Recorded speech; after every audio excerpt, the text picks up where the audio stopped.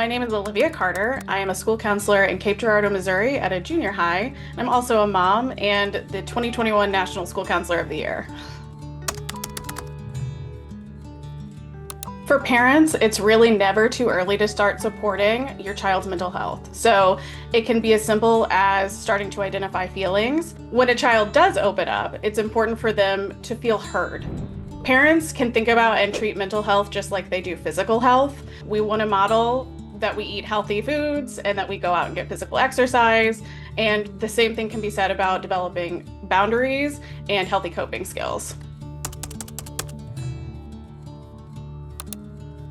Our language matters, and the language that we use to talk about mental health is important for a couple reasons.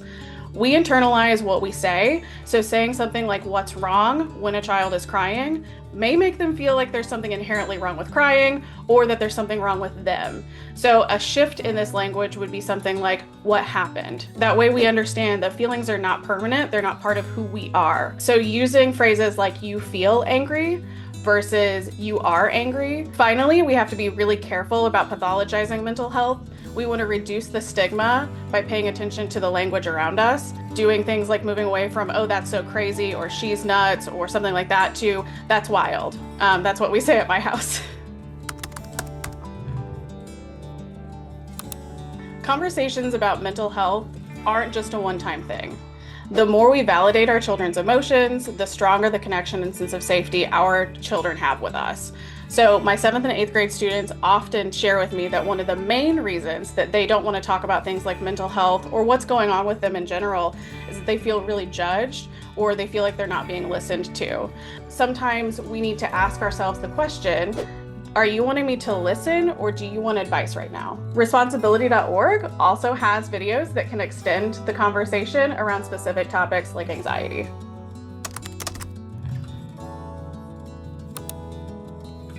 Parents have a lot on their plates, and many of us are still learning healthy coping skills while trying to model those healthy coping skills with our own children. Some easy ways to model appropriate coping strategies are to develop healthy habits when we're not stressed.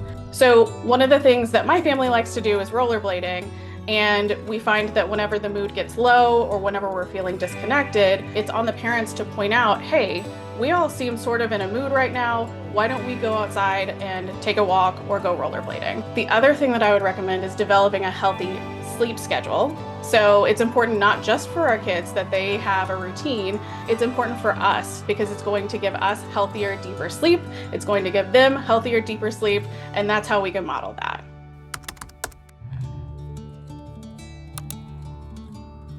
Although it may not seem like it, kids, even tweens and teens, are watching and listening. Modeling alcohol responsibility is just as important as modeling healthy coping mechanisms for stress or anxiety. What kids hear and see now will affect their behaviors and decisions in the future. And that goes for observing their parents consuming alcohol responsibly, making smart choices, and sharing their feelings about their mental health. This way, when kids grow to become adults themselves, they have the building blocks to make responsible alcohol choices if they choose to drink, and they will know ways to verbalize and cope with mental health struggles. Remember that underage drinking is illegal for anyone under 21.